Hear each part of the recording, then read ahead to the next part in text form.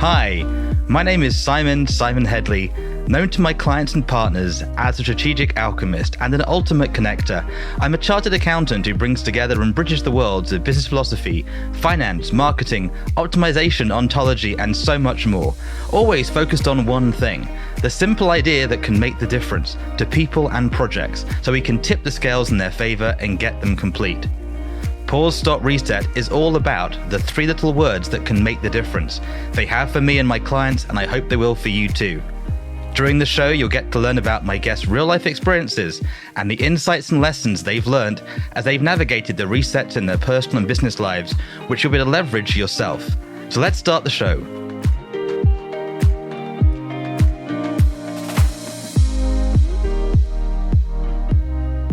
Hello and welcome back to Pause, Stop, Reset. I'm Simon Hedley. Today I'm joined by the one and only futurist Thomas Frey. That's Frey with a silent E. He's an incredible guy. I got to meet him a couple of years ago out in the Caribbean, thanks to Davin and the San Juan Social Club, and other these amazing people with chance meetings. He's been a futurist for decades. People like Google and IBM know his genius and work with him, and he's been inspiring audiences around the world with his innovations, possibilities, and how they impact today. When I saw him talk, it was like Bucky Fuller was there in the room, and I'm so happy to learn more about Thomas and his background today. Without further ado, Thomas, welcome to Pause, Stop, Reset. Well, thanks for having me on, Simon. This is a great honor and great to actually meet you in your podcast mode here. Yeah, this is my sort of strategic alchemy lab here, right? And I like to get to know people properly. So the goal today is to get to know you, your journey, but also to really inspire the listeners into getting what's possible. And I know that's where you and I sort of share that possibility thinking. Let's begin with the beginning, Thomas. People listening may be meeting you the first time. Who is Thomas Frey? What are you focused on? Who are you, sir, today? I work as a futurist. My job is to help expand people's thinking about what the future holds. And I focus mainly on emerging technology and how that's going to drive different lifestyles, lots of personal changes in the future. I spend a lot of time thinking about our relationship with the future because what is the future? Where does it come from? I always think of it kind of as a new form of physics that nobody's actually ever discovered yet. So we're immersed in this ever-changing future that's coming at us at a constant rate. And so how can we affect it? How can we know more about it? How can we change it if we need to? And I ask a lot of questions that I don't have answers for yet. I love that. I call it the Merlin method, and this sort of reverse engineering the future, but also knowing it's changing so quick on a dime. And right. Are you generally looking 1,000 years out, 100 years out, or sort of every time scale? What's sort of your time span that you're playing in? Well, I've done talks on quite a few different ones, up to 50 years out, but the sweet spot is really about 5 to 10 years out. That's the event horizons that most companies need to know about today because they need to make decisions today based on that event horizon. And so most things are framed that far out, although I do a lot of things about 2040 now, which is 15 years out. Beautiful. Part of what makes me a bit odd, Isaac Asimov, I'm sure you know some of his work and those sort of guys, the foundation theories of my sort of growing up books. This idea of having enough maths and science to predict 1 million years out was sort of that'd be cool. And also, you can't do that in reality, not in a grounded way. Apart from, Jim Rohn's thing about the future, you can predict it. There'll be challenges and opportunities. The end. It's Yeah, that's about it. Yeah. See, the fact that it's unknowable is what gives us our drive and motivation. But if we can have a little bit more accurate picture of what the future holds, even 1 or 2%, that gives us an unusual advantage over everybody else. And so people make decisions today based on their understanding of what the future holds. So I use this phrase quite a bit: the future creates the present. This is just the opposite of what most people think. Most people think that what we're doing today is somehow going to create the future. But from a little different perspective, it's these images of the future that we hold in our head determine our actions today.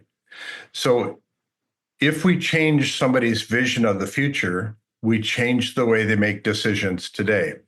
And so that's my goal with every presentation that I do. My goal is to change people's understanding of what the future holds. And as a result, they'll walk out of the room making different decisions. I'm going to go a bit further in my world, Thomas. I like the ontology side of it, right? The future they think they're living into alters their state of being in the present. And it's really crazy where they go like, lunch is being paid for tomorrow. Happy Simon. I'm paying for lunch tomorrow. Sad Simon. And it's literally how they think the future will be alters who they are in the present moment. And then worse, they take the past into the future. Very sort of classic sort of NLP language thing. But you and I know what's happening today. You and I doing this was not on the card 20 years ago. Most of the life we're living into is completely crazy. So I love you so much because honestly, the way you communicate is so clear, and I'm very jealous about, not jealous, but I can see the mastery of how you share what you share groundedly, not some guy who read a book last week and had an idea, right? This is lived experience with the mechanics and the sciences. So how did you get to be here? What are the big shifts and resets that Thomas Frey, by the way, you have seen Futurama, right? The Thomas Frey in that show with Frey. It's the same name, right? So how did you get to be Thomas Frey today, the futurist? So I spent my childhood growing up on a farm up in South Dakota, driving around on a John Deere tractor. And I found myself just being alone with my thoughts all the time. That they're using a term for this right now. If you go on airline flights and stuff, if you don't have any screens or any entertainment, that's called raw dogging it. And so I guess I was raw dogging my entire childhood. Yeah, no AirPods, no Apple TV, no Netflix, no YouTube. Nothing. And so I was alone with my thoughts. And so I had to conjure up all kinds of ideas. And I tell people that this has enabled me to master the fine art of contemplative thought. Now, I don't even know what contemplative thought really is. And I'm pretty sure I haven't mastered it by any stretch, but there's something immensely important about being alone with your thoughts for a while. Because if you take young people today and just get rid of the screens, get them away from all their electronic devices and just let them go outside, that things will start to happen in their mind. They'll just start coming up with ideas and new ways of thinking about things that were never there before. That's uncomfortable for a lot of young people. It's very uncomfortable. But after I then went to work at IBM, and that was way back in '76. And I spent 15 years at IBM, and then I left IBM and I ended up starting the Da Vinci Institute, which was a futurist think tank. And at that time when I started it, I didn't even know what a futurist think tank was. The best way, right? We're creating it from the future. What could it be? And off you go. And yeah. One of the phrases I use a lot is that we tend to blunder our way into the future. Things happen whether or not we're ready for them. And a lot of things we could probably foresee coming that we should be prepared for, but we're not. But things are just going to happen anyway. So I started the Da Vinci Institute, and we started doing these events, and we started bringing in. We brought in some experts, and we called it a night with a futurist. So somebody that was really forward thinking. We did that once a month. And then we did another event with people who were startup experts, had started their own business. And so we called that the Startup Junkie Underground. And those two events were kind of stuck with us for many years. And so I was running the Da Vinci Institute for 28 years, which is actually quite a long time. And in the meantime, I was starting lots of other businesses. So I was got a feel for how things work out in the world. Not an expert. I just have a lot of background. Yeah. Well, it's the best way, right? And that's the humbleness I had about you when I met you. I've met versions of you that have like, I know everything. And it's like, you really don't, but they know really well. And IBM, if you can talk about it, what were you doing there? Because those were the early days of the like making the world we live is on those rails from the IBM and Oracle companies. So can you share what you did there in big picture? What were you doing at IBM? I was a human factors engineer, which is all about the man-machine interface, the usability stuff. Now, this was before we were doing much on screen. So most of it was we were doing chair studies to see if people were more comfortable in this chair or that chair. We were checking out the table heights and everything. This is using the science of anthropometrics, which is the size and shape of the human body. So there's something like 947 different measurements of the human body, and we can use those to design a lot of things. Like the distance between our eyes is called the interpupillary breadth, and that's determines how wide the microscope channels need to be apart, and and how our glasses are framed out and things like that. And then there's the popliteal height on our knees, and that's how high our chairs should be. Things like that are pretty interesting because there's a great difference between. We use the range of a 5th percentile female who's 4'11", and a 95th percentile male who's 6'2". So I represented the 95th percentile male, and so I could understand that distance pretty well. My wife is at the 5th percentile range, so I'm laughing because my chair's a bit too high. And that's a really lovely chair. It's not quite right. And even with these everything, I worked in banking for a decade, Thomas, and the days where the chair isn't quite right and you get back up and you can't move, or you've got 8 screens and your head's doing that, it's very different when you actually have technology designed to support us, not us adapting technology, and vice versa. And nobody really thought through what we're living in today in a world of, I won't mention the channels, but non-stop viral thing, quantum AI creating content to optimally advertise to our brains. We're in a really interesting time about, I think, what matters and how we interface with it. Yeah, it got real interesting when I started using AI. And one of the first things I started doing is I started writing business plans. Because in the past, writing a decent business plan would take 6-7 months, lots of research and everything. And then with AI, I suddenly found, I can do a business plan in an afternoon. And so I started writing business plans. So I got about 24 business plans that I have sitting around. Which are better than the things that used to cost $100K to build and take 6 months. Yeah. And you can just whip them out, especially the competitive environment, to study who the competitors are and know about them and all that. You find that out instantly. And so I'm sitting on this whole kind of little library of business plans. So if I live long enough, I guess I'll have to live to 140 or something like that. Well, I'm excited because I've been working on a similar but adjacent world for about 20, 30 years in skunkwork projects, most of which with people who sort of built things, retired, and aren't really doing much publicly. And I know you know that world of skunkworks where people work on projects, nothing's going on, and it sort of deploys. And did you ever meet Ray Kurzweil in your travels? Have you worked with Ray directly or spoken to Ray much directly? I've run into him a couple different times. I don't work with him directly, though.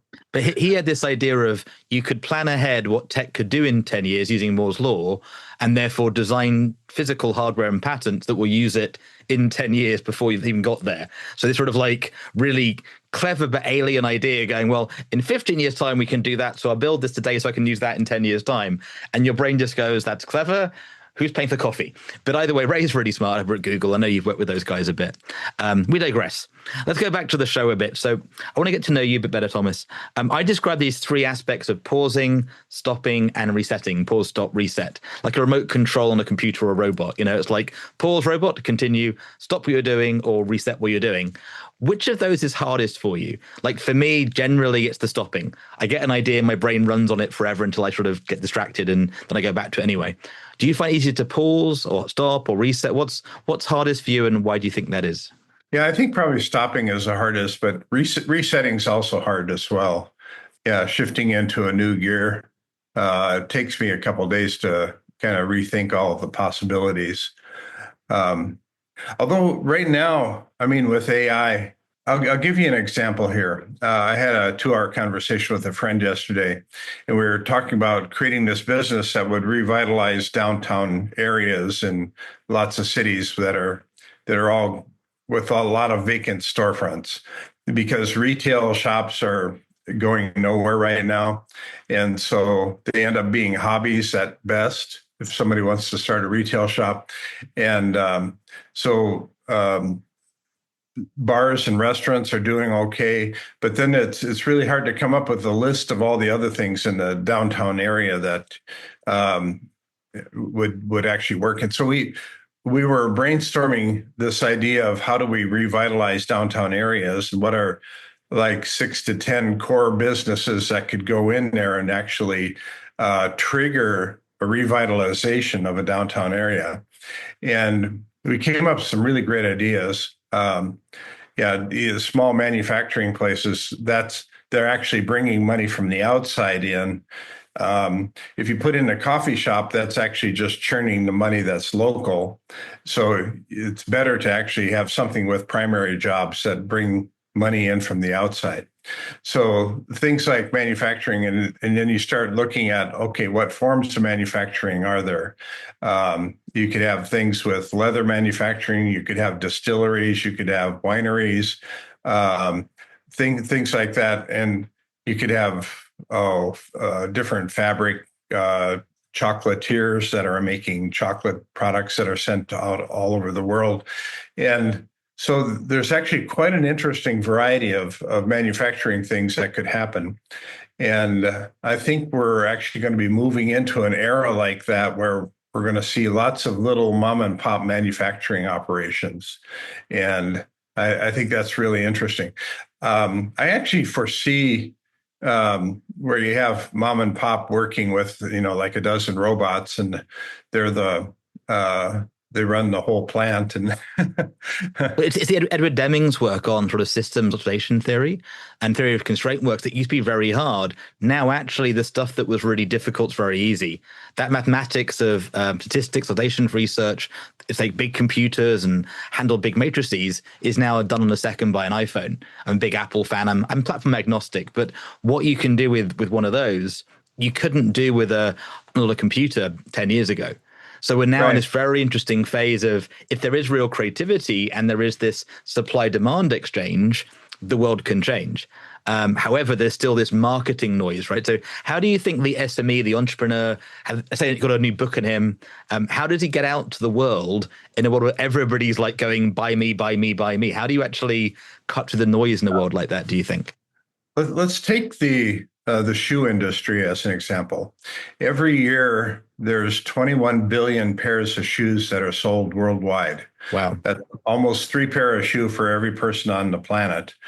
Now, the prediction is that within 5 years, somewhere around 5% will be smart shoes. Now, smart shoes mean different things to different people.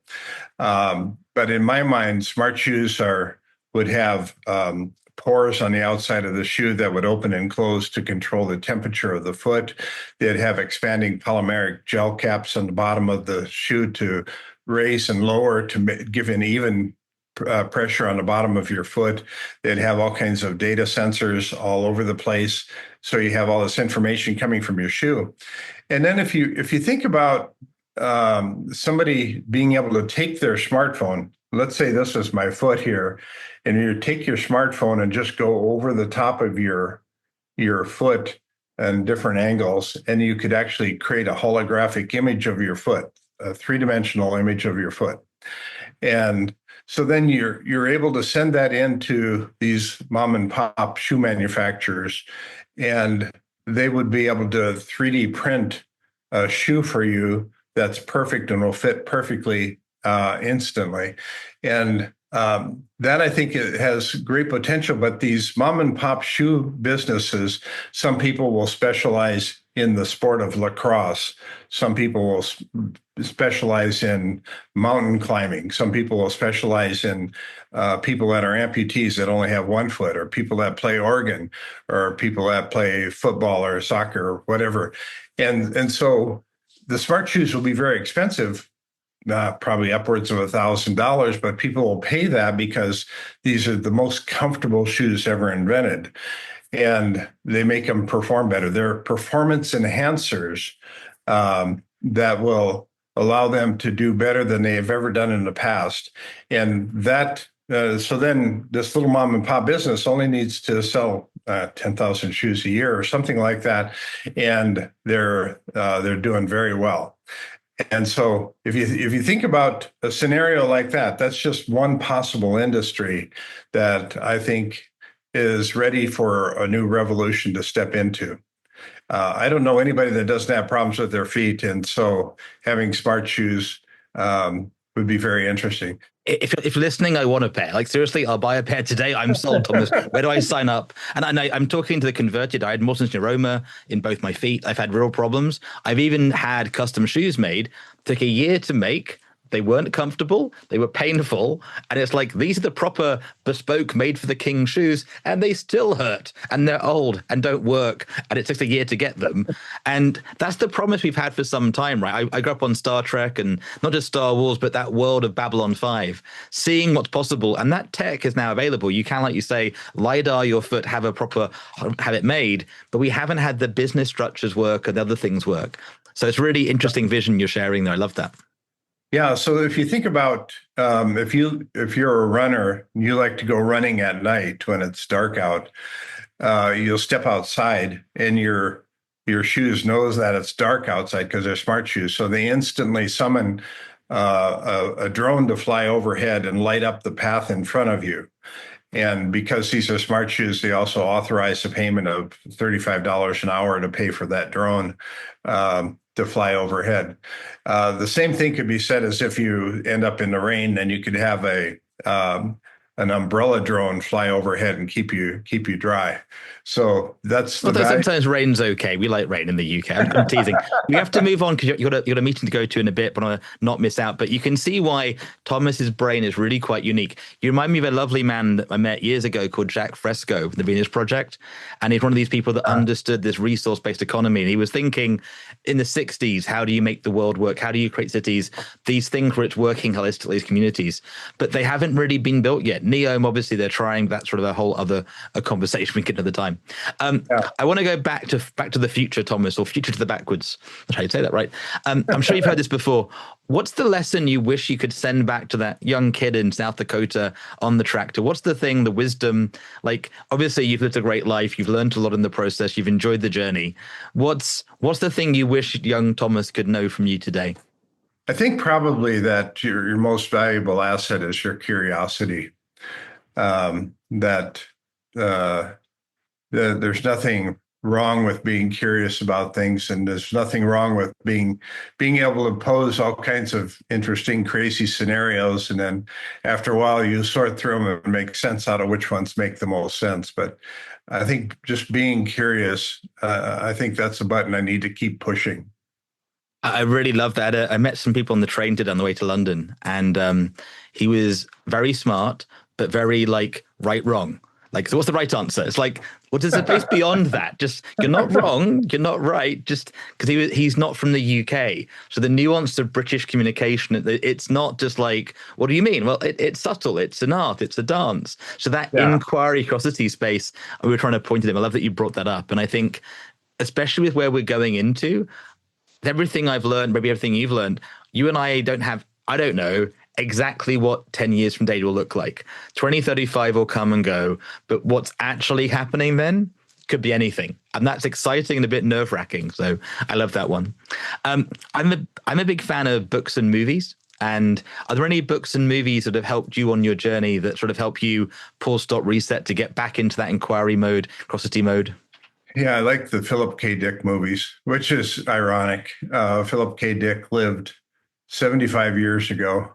And he wrote the screenplay for some of our biggest blockbuster movies today. The one that I really like is the one called Next, with Nicolas Cage. That's where he could see 10 seconds into the future. That's all he could see. I didn't know that was a Philip K. Dick screenplay. That's amazing. Yeah, that's. I also love the movie Deja Vu. I don't think that was a Philip K. Dick one though. Yeah, those are some of my favorite ones. Yeah, it's interesting today because we're actually seeing the end of pop culture because we have no monoculture in the background that's tying us all together.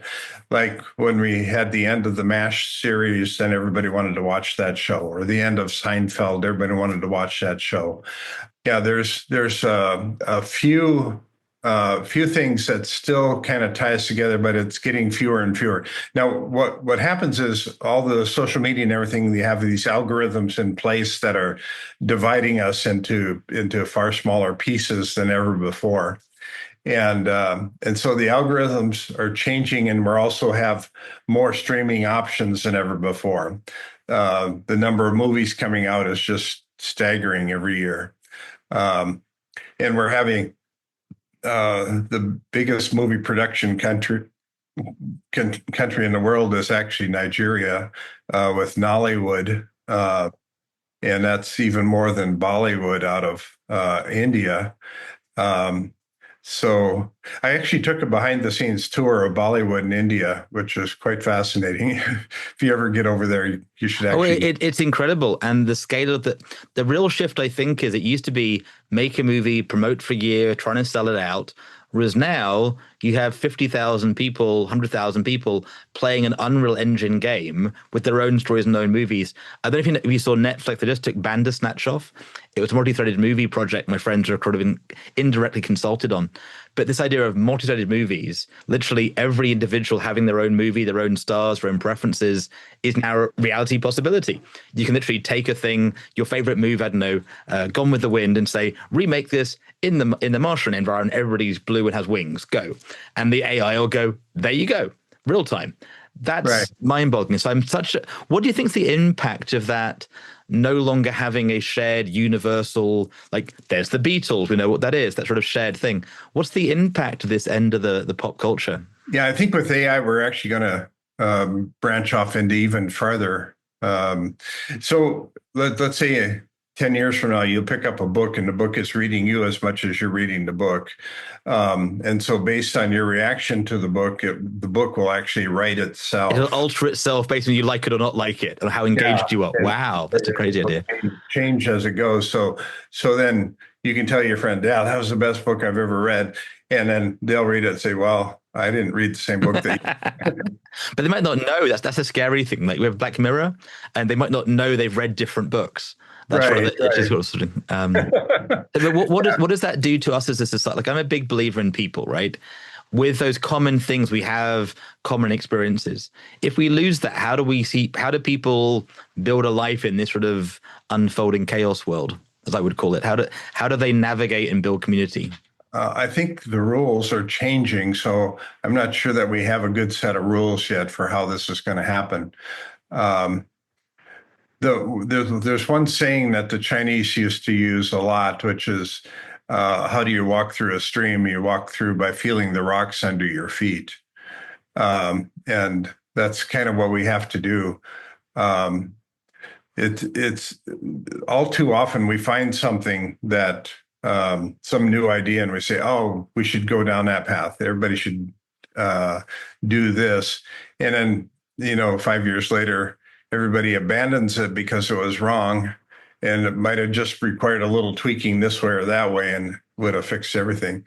So, one of the things I think about legislation that the different governments are putting into place is they should actually game test the legislation before they enact it, and they can get a pretty good sense as to whether that's going to work or not just by game testing it.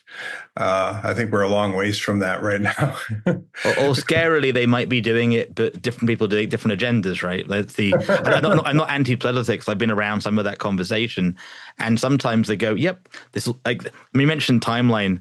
Some of the 1,000-year Chinese business plans I got involved in, it was kind of weird to go, sorry, you lose money for 200 years, but then year 300, this happens. It's different thinking.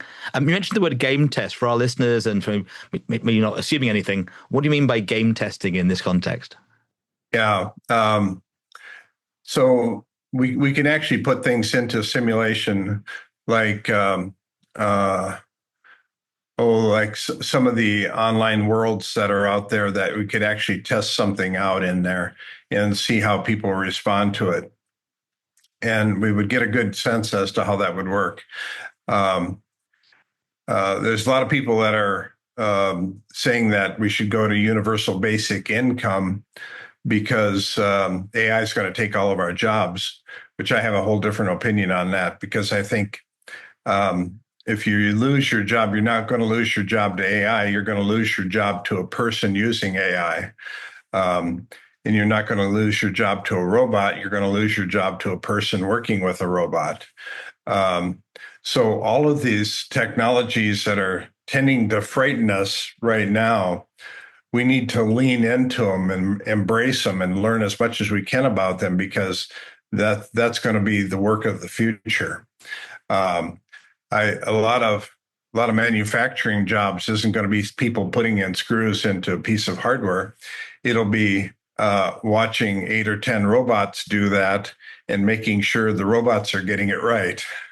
And then it's going to be a real key skill to understand why this robot is doing it wrong. Well, that's the really tricky bit, right? Is the sort of the cartoon, a lot of the Japanese anime that I watch. It's when 100 years from now, nobody knows. And I'll go for a simple metaphor. Do you know the ham in the oven sketch? That one? No. So the short version is this lovely couple, they get married, get given a ham, and they go to cook the ham and they start cutting the ends off. And the other partner's like, "What are you doing?" Big shouting match. And he goes, "What are you doing? It's how you cook it." And they ring mum or dad and they go, "I'm doing the thing he's shouting at me. Why? I got the ham, cut the ends off." And they're going, "Yep, that's what you do." And their partner goes, "I've always wondered about that. What's crazy with you?" They eventually ring great-great-grandma and they go, "So the ham could fit in the oven." But nobody remembers why they started cutting the hams off the oven. Yeah. And it'll be like that. Somebody goes, "Why do you have red, amber, green on traffic lights?" "I don't know, but that's how it is." And they don't remember that's why we had the process, right? So I think so much is like, I can't rebuild this at all. You gave me the implier blueprints, how to build it. I couldn't go easily and make the machines to build the stuff to build the iPhone. When I was playing with computers, you could get a screwdriver and actually build things. It was easier, right? Not easy, but it was workable. The same with car repairs. So I do think there's going to be a time where we need real experts sharing and collaborating, and not anything to worry about, but actually to find new ways to be. That's my hope. Yeah. A couple of years ago, I was over in Spain, and I could see the aqueducts that were built by the Romans that had been there for over 2,000 years. Incredible engineering, right? That we would struggle today to build some of these things, even though they did it back then. Yeah. And so I'm asking the question is, what are we building today that's going to be lasting for 2,000 years? And it's virtually nothing that I'm aware of. And so when you look at, let's say, the Empire State Building in New York City, how long before we have to take that down? And what does that look like to take it down? Because when you drive around New York City right now, about half of the buildings are under construction because they're getting old. And so it's not the same place that it used to be. So thinking through this whole longevity thing of what are we trying to accomplish and how long will this still be around? Nobody thinks of the timeline for how long this is going to last. But the moment you build a brand new building, it instantly starts to decay. Now, if you're building it underground, it'll last much longer than if you're building it above ground. So I have these theories about how if we're actually going to fly to Mars and inhabit Mars, that we first need to send teams of robots up there to actually build the environments for people to live in, and they will very likely be built underground because people could survive there better than above ground. So, but I don't know. I'm not consulting on that project. And there's so much today. What's fun, but Apple and other companies have made incredible TV shows exploring these things, and they're really well thought through. And as you say, kids age 5, 10, 15 can go and live out that scenario and see what works. And I think the thing I've realized is how fragile the universe is. In the UK here, we have coastal decay. It's been going on for years, all that sort of coastal changing. But, as a kid, the coast was a mile that way, and then you come back to sort of the holidays place, and no, the house is gone because the coast is gone. And even Right. computers, I've got computers now from when I was, I don't know, 14 years old. We can't open them because everything's gone weird, right? Sort of the technology's moved on. The Right. software isn't deployed. So how do you make, even this recording today of you and I talking, how can you make sure it's available 100 years from now, 50 years from now, 10 years from now? Everybody goes, these big behemoths can't vanish. They can. And overnight, companies worth trillions can vanish. So it's a very interesting time for wisdom. Even books, you and I know books go, they get sort of silverfished, right? They sort of vanish off and get foxed. So how do you share this stuff through time? So what do you think is worth focusing on as a human today, listening to you, Thomas? What's the thing they should focus their energies and heart on if they're listening today, looking to make an impact in the world? I spent a lot of time thinking about what is it we're doing today that's actually going to be preserved. We're saving all this information, but how much of it's actually going to be saved over long term? I gave a talk for the paper industry a while back, and I used this scenario. We actually gone from an 8-inch drive to a 5.25-inch drive to a 3.5-inch drive to the stick drives, and now we're into cloud computing, and so each time we're changing the format, we're changing the way information is stored. And so I used this scenario about an archaeologist that's out digging up stuff 100 years in the future. And the first thing he digs up is a disk, and he says, this is another disk. We don't ever know if it was Windows 2037 or 2045, throws it into the dirt. And then he digs up a little farther and gets, this is paper. I can use this. And then the tagline comes up, paper, it's forever. Well, almost. I love that. Well, and joking aside, my dad's, Bill, he's massively into philately and postal history. He's got letters from 1200 that are still, you can still read them. The nuance, and even going back to the Alexandria library, one of these very sort of small cuneiform tablets, and you realize there's something to those brass Roman coins. You still can't bend them today. So this thing of legacy is interesting. So if somebody's listening in, Thomas, they're inspired by what you're saying, the way you're thinking, how do they learn more about you? How do they get started, right? Because the future is very simple but very complicated. Where did they start to become, like, how do they engage with you or becoming a more future-facing futurist? How do they start that journey? Yeah, just go to futuristspeaker.com. You'll see everything there, all the videos and everything. So just dig in, trust through, and learn the thing. If you look ahead, right? Rachel and I, in Real Circularity, we talk about imagine you're Eden. I don't normally ask this, but you're the kind of guy that's sort of been thinking this through. If you could click your fingers, you're the first trillionaire on the planet, Tom. Maybe there are pretty trillionaires out there, as we know. But if you had $1 trillion, £1 trillion, infinite budget, infinite access, what's the world for the future you would love to see created? What's that Eden that we could step into in the future? I guess that's a harder question to answer than I was thinking. Well, what changes? What's the one thing that if we could like wizard it, what's the first thing we need to get right in the future world we're living into? I think we need to be all right with getting things wrong. I think we need to figure out how to preserve humanity. All the thinking about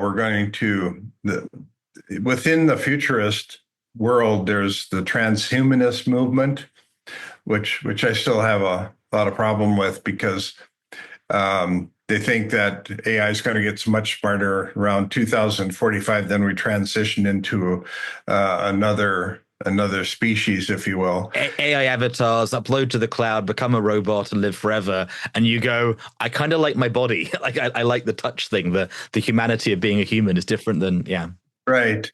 And there's something, I don't know, sacred about being human. So I think that we need to stick with humanity, and that's our best bet right now. So that goes contrary to some of my fellow futurists, the way they think. But also the transhumanists, they need to get rid of the word trans because that's been taken. Well, that's where it gets strange. Every word now is dangerous because I think Right. in the old days, you could be in the ancient Athenian worlds, you could have arguments, you could have inquiry and be contrarian. Whereas now there's a Right. view of don't rock the boat. And I think most democracy requires rethinking. I was at PricewaterhouseCoopers in my young days, and a manager was like, don't reinvent the wheel. Well, they have. There's now wheels that don't get punctures and repair themselves. Actually, you should reinvent the wheel. And they're sort of trying to sort of survive the world doesn't get you flourishing. So I love that you think about the future. Thomas, is there anything I should have asked you and haven't asked you yet? Like, what's the question that either you always get asked and you love the answer, or that you sort of think, you know what, it's time to talk about this? What's the thing I should be talking to you now before we wrap up the show today? Yeah, I think the future of education is going to be dramatically different. I think that very soon we're going to be wearing smart glasses that record everything that we see and everything that we hear. With a few sensors, we'll record everything that we touch, feel, taste, and smell. So the whole life experience will get recorded. So education, rather than being this constant effort of memorization, that we'll be able to instantly recall things and be able to bring back whatever we need to. And I think that dramatically changes how we think about education and how future humans are going to interact with each other. So, but I've written papers on that as well. So hopefully that helps people think a little bit more. No, it does. I actually have one. It arrived 3 days ago. Little thing you wear. I'm not wearing it right now. And it records everything that I hear and that I say and transcribes it and summarizes it. It's still a bit buggy. It can't always tell who's talking, but it's where we're going. And we start to live into that world of Star Trek and beyond and other spaces. And ironically, like you said, hundreds of years ago, people were already imagining this more than we are today. So, Thomas, it's an absolute joy. The only thing we haven't touched on is the thing you shared a bit about last time I saw you out in Puerto Rico. Can you share a bit about your sort of new AI brain you're working on, or is that still under wraps? We're still working on it. I'm trying to develop an AI agent that will help you make smarter decisions. And I actually had a breakthrough yesterday, getting it to actually work without any bugs. So that was amazing. But now we got to stream it down and get it a little more efficient. So it actually helps you think through your decisions in a far greater way than you ever have in the past. And it uses some of the futuring techniques that I've written about in my book, Future Like a Boss. So we have 6 different futuring techniques that are incorporated into this AI agent. So you're not just making decisions for the here and now, you're making decisions for 2, 5, 7, 8 years from now. And that's far different than the way people normally make decisions. So I'm not going to guarantee it's going to be a success or anything, but I think it's a great step in the right direction. And because you are that way, that's why it's an absolute honor to get to know you, to share who you are with more people. And I'm excited when these tools start to come out, because growing up, I didn't realize how much work it took to build them. I was small. I watched television. I think they have it tomorrow morning. You know, it's real. And also, when you have people actually collaborating, people like John David Garcia's work on creativity, when you have 100 people all using these individual AI avatars, these sort of agents, able to share back to a shared resource, getting more and more better information, better predictability, and able to work interdependently and collectively, then you get a whole start for a big movement. And I think there are millions of people, Thomas, who would benefit from your work and what you're doing. That's why I'm proud to help share what you're doing today. Absolute joy. The final word is for you, Thomas. Anything to wrap up the show with before we wrap up Full Stop Reset for today? Thank you for having me on. Most people, you should actually think deeply about the future because your best years are still ahead. Beautifully said. That was Thomas Frey, the Futurist speaker. Learn more about him on his website, and we'll see you next time for Pause, Stop, Reset. Bye for now. Once again, I'm Simon Hedley. Thank you for listening to this episode of Pause, Stop, Reset, which is brought to you by the team at simonx.com and published by thesimpleidea.com. So you get maximum value, and to access all the bonuses and gifts, make sure to head to pause.reset.com, register and explore the portal. And if you're looking for great people, check out onesmartnetwork.com. If you've enjoyed the show, do give us a positive review, subscribe, and share this episode with friends.